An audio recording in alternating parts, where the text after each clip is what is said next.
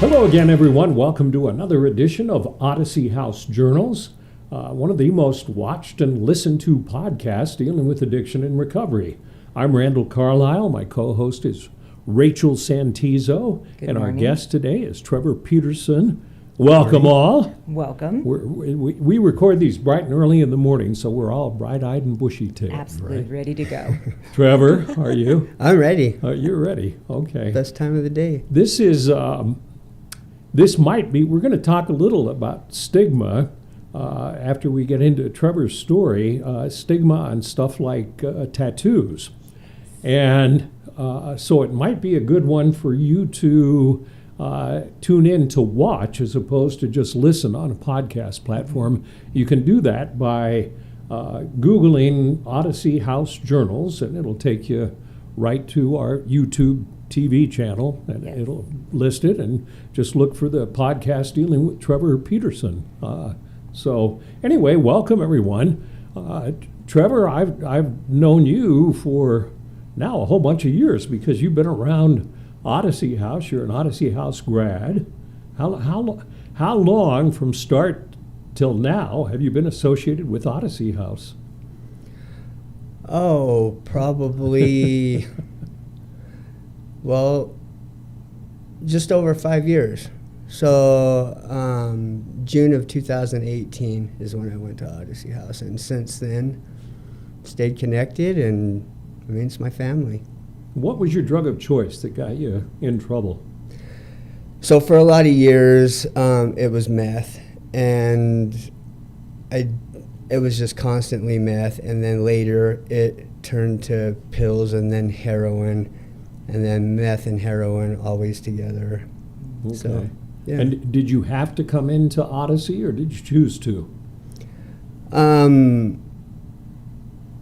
Well, I had to. I mean, I had a lot of prison time hanging over my head, and I was given the opportunity, luckily, and so I chose to go to Odyssey rather than go back to prison, and decided to put all my effort into it for once, and here we are 5 years later.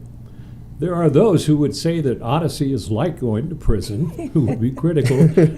Rachel, you went through the program as well.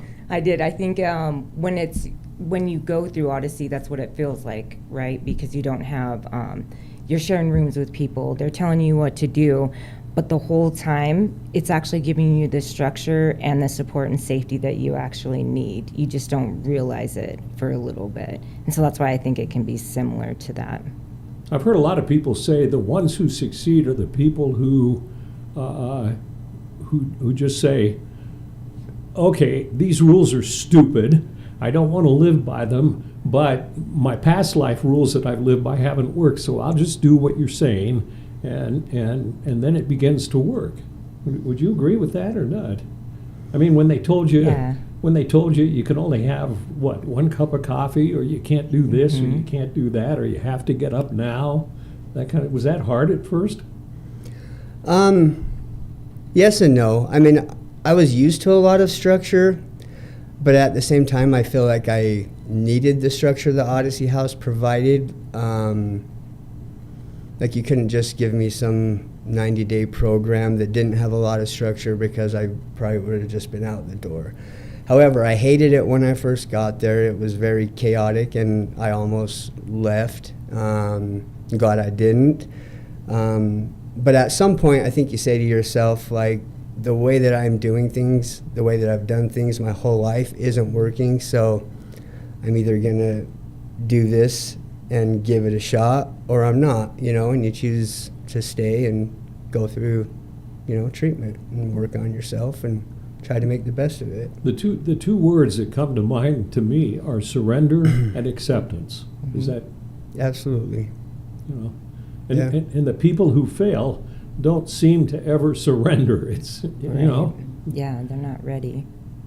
you know tons of people who left the program and may still be out on the street. And Yeah. And me for a lot of years. really? Know. Describe that. So I would just jump through hoops and just manipulate different programs, go in and out of jail, but never really willing to change. Like I never even really thought about there was a problem with me. I just thought, well, this is who I am, you know what I mean? And it was trying to get away with things, criminally or do whatever I had to do to get my next fix, and the consequences were the consequences, And eventually, through several, stages, started to realize that basically everything I think and everything that I thought was real or was important in life wasn't, and I found myself just questioning everything and realizing that prison life, gang life, was just continuing to run in a way from myself. So How did you get into that life? Like, what led you to the doors of Odyssey? how far you want me to go back? So We should tell folks that the reason our air conditioner is down today. Yeah. That's why you're It's a sweating. little and warm go in ahead here. and wipe your forehead. It Yeah, is. I could It use is a little warm in wash here. rag. So it's not because he's uncomfortable being in the hot seat on a podcast. So I just wanted to interrupt if people are watching. Yeah, I'm feeling like I'm getting a little wet here. But anyway, so really starting at the age of 10 years old, I just started noticing, I wasn't feeling, I started just being angry and didn't feel right emotionally. And I really didn't know how to talk about it. There's nothing in my home life. Like I came from, two good parents, everything went well there. However, I just started having those feelings. And then I started putting people on pedestals that were popular or were cool, and in the music I listened to. And I started to just chase after what I thought was popular, what I thought was cool, what actions did I need to do to become cool or become this person like these people I had idolized or put on pedestals. And I continued to do that through, just continued to control with anger, continued to get negative attention by doing outlandish type of activities or behaviors. And I would get attention from that or be able to control through that. And eventually, when drugs became involved, I would basically run from all those feelings that I had by using drugs, and then continuing that lifestyle and continuing to just chase what I thought would make me happy. Because I thought that once I got to this place or I achieved this level, in the criminal world or whatever, amongst my friends or whatever, that I would feel finally like I got there. But it never happened. And it took a lot of years, and I finally was able to look at myself and realize that I'm here, but I'm not happy, And then I realized all the people around me, there's really no loyalty. That I was loyal to all the wrong people for all the wrong reasons, and just neglected myself and the people that really mattered. And so finally, I decided to do some things different, and I relapsed after that period. But that was in 2014, and that's kind of when my recovery started, from that lifestyle. What shifted for you? So coming from this hardened lifestyle that you were living by every day, like what shifted for you? Because was it hard for you to change those peers and to change those behaviors? Like what was that shift? Yeah, because you'd been doing that for a while. Mm-hmm. Yeah. So an incident happened inside of prison with my friends, so-called friends or whatever. Yeah. And these are people that I've been running hard with for a lot of years. I'm supposed to have your back. I don't really want to go too much into the incident, but at a certain point, when your own friends start to go against you behind your back, and then you see basically like everything that you're loyal to, they're supposed to be loyal to you. You start questioning, like, is this what this really is all about? Then you look at other groups and you realize that that's kind of the whole process, and that you just really start to question, like, this really doesn't mean anything real, you know? Yeah.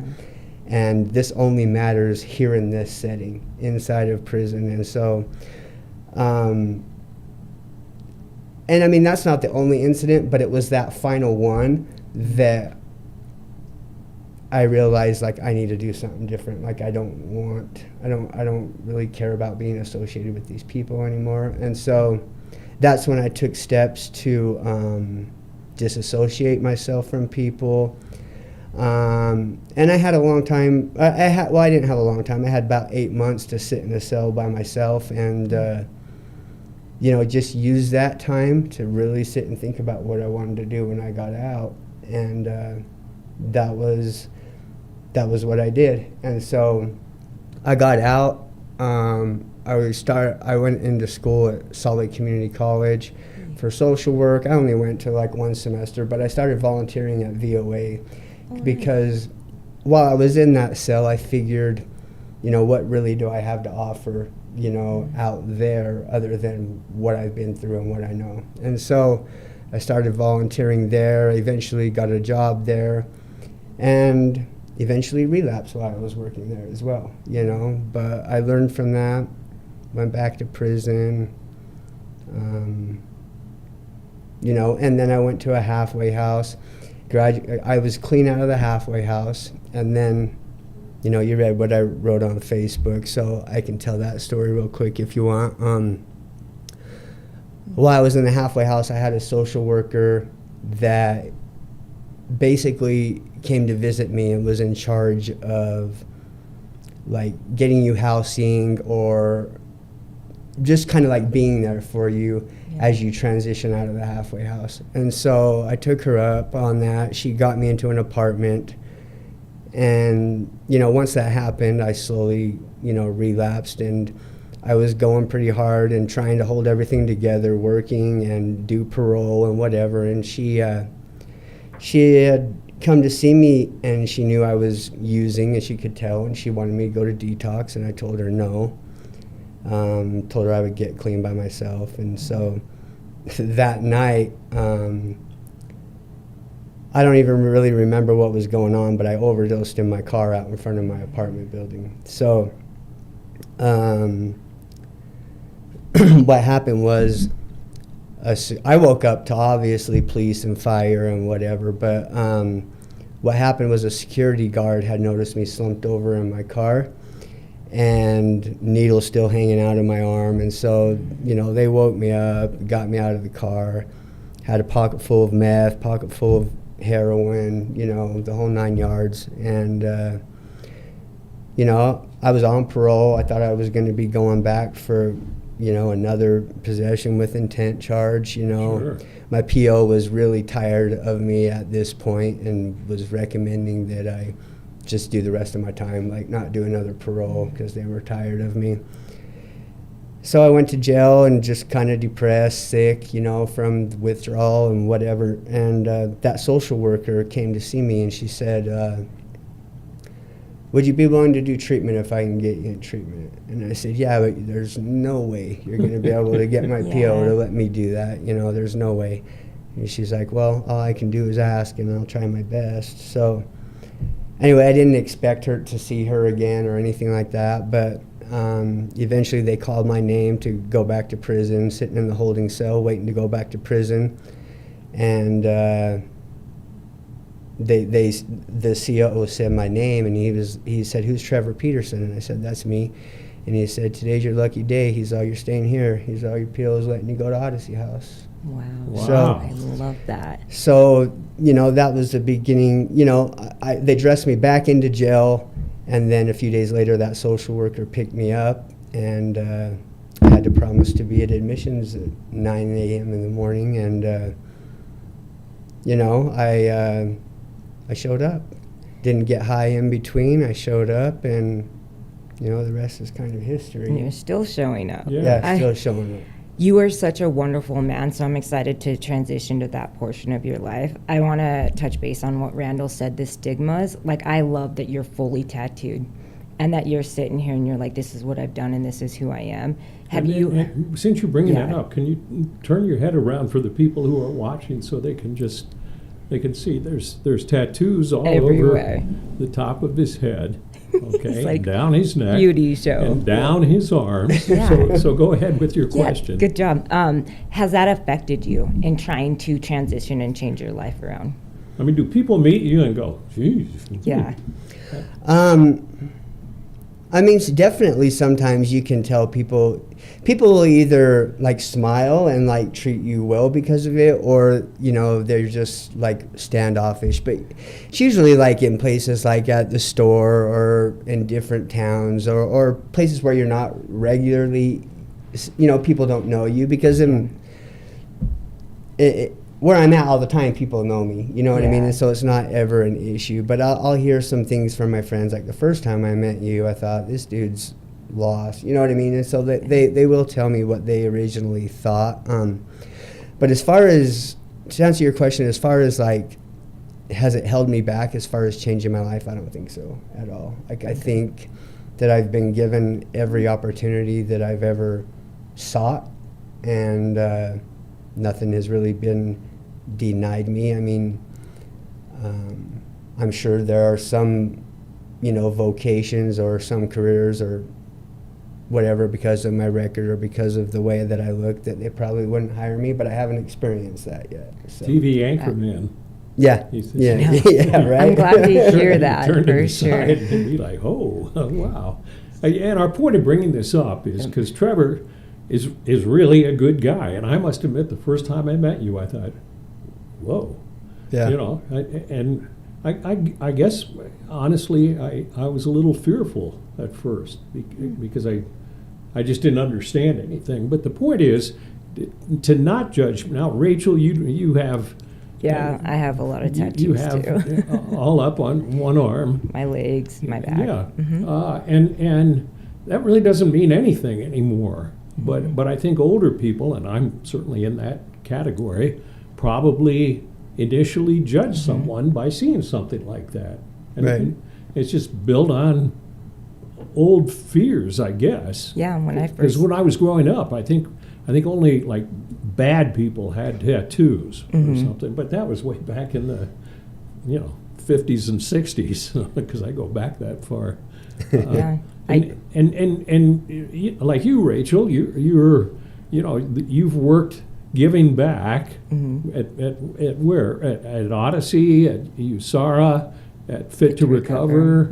I mean, and Trevor, I know everybody loves you because you were coach of our softball team, sober softball. Right. And I've heard people talk about how wonderful you are and what a great guy, so, and I don't know, it's just, I just wanted to bring that up so that the next time you see somebody you want to pass judgment on, don't pass judgment, because the person could be a really, really good person. They could be bad, they could be good, or everything in between. I'm glad you brought it up, because I've dealt with stigmas myself in early recovery, being a mom with tattoos, being in recovery. So it can go hand in hand. I'm glad when people aren't stigmatized by it, but it's definitely out there and it's real. You're just another human being. Right. Yeah. You just chose some artwork that I didn't A little choose. canvas. Yeah. So what? And I understand you've started a trucking company. Yeah. So just recently, this year, decided to give that a shot, and so it's in the beginning stages right now, and it's going. So I'm gone all the time, a lot right now. So everything is basically, this whole time in recovery has been really You know, all my support around me, doing the softball thing, really active, and now it's kind of taken me away from that. But I felt that I was ready to kind of venture out and do some other things, you know, for that part of my life. And so the hope is to just create a better future for my family and, you know, continue to get where I want in that industry. Do you ever run into old buddies from the street, from prison, from the gangs, or anything like that? Not so much anymore. I mean, a lot of times, I mean, really the most that I'll ever see anybody is at an Odyssey House event, and they're like new in treatment, and they're a client at the house or whatever. But I used to not like when that happened, but I like when that happens now, and I like to be able to, you know, tell them they can do it, encourage them up, you know. So I enjoy when those moments happen now, but they don't happen very often. But a lot, at first they did a lot, you know, because I feel like I was in that life and still, you know, I think the longer you distance yourself from something, the, you know, it gets easier and you kind of just break away from it. But I definitely do see people. I stayed off of social media for 5 years. Smart.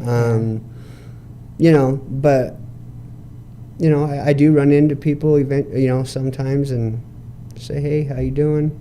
And you can tell if they're not doing good or Right. whatever, you know. Right. But What would you tell someone if that's currently in prison, struggling? Like, what would your message be to them when your once self? Like, what would you tell Good question. people? Why should I Thank do you. what you did? Yeah, You know? I'm not worthy or good enough, or I'm already tainted, whatever it may be. I would just tell them, I would just ask them, I would start with, are you happy? You know, and then if they tell me they are and this is who they are, then I would just start to question, you know, kind of why they think that, you know what I Yeah. mean? And I think that you know, eventually they're going to have to admit or get real that they're not too happy, you know. Yeah. And if you can get them to say that, then you can start getting them to think another way, you know. What would make me happy? A lot of, I think the reason, if I think about myself, I stayed where I was at for so long because I didn't know who I was. I had chased after a stigma or after what I thought was cool for so long and lost myself that whole time, never figured out who I was or what I wanted. And so I would tell somebody else to figure out who you are, you know, figure out what you like, figure out those types of things that really define you. And if you don't know, then pick something, you know, that's positive, but that doesn't get you where you're at. That question about happiness is really significant, don't Yeah. you think? I mean, Yeah. I got to admit, in my years of alcoholism, I mean, you know, you get drunk and high and you go yuck, yuck, yuck with the other people you're partying with, but are you really happy? Right. And I've never been happier in my life with sobriety. And I never thought I would be. I thought it sounded awful. Yeah. Such a good, simple question with a deep meaning to ask people. Yeah. I love that. And I mean, we'll take people, some of our clients over to VOA Detox, and somebody will say, the Odyssey program sucks. You can't do this, you can't do that. And some of our clients will ask that question, well, how are things working for you? Are you happy? You're here at VOA Detox, you know, and it stops a lot of people, you know. Yeah. Yeah. So you weren't happy the whole time. I wasn't. Were you? No, You no. lost 'Cause you lost your kids. You even know. if I had a happy moment, I always woke up sick, lonely, and sad. Yeah. Always woke up by myself. Even if you're surrounded by people, you might go meet them, but at the end of the day, you're alone, fending for yourself. That's miserable. Yeah, it is. Yeah. And people don't realize that because they'll say, well, you made the choice to do this, but they don't understand your background, that you grew up in an area where the cool kids were in gangs and doing bad stuff, Yeah. you know. And yeah, Believe it or not, we are out of time, and I appreciate it. It passes quickly, Yeah, doesn't it it? is. You only had to wipe your brow 3 or 4 times. I'll do it again. He's doing it again. Trevor, I wish you well in the future. Yeah. You're an admirable person, and and everybody at Odyssey loves you, and I just hope you have a really bright future. Yeah. Rachel? Keep shining and sharing your message, because a lot of people need to hear it, and I'm really proud of you. Yeah. Sure. And I'm glad you're We sitting are here too. today. And glad that you're really happy now. Yeah, for sure. Thank you, guys. Thank you. And thank you for watching another edition of Odyssey House Journals.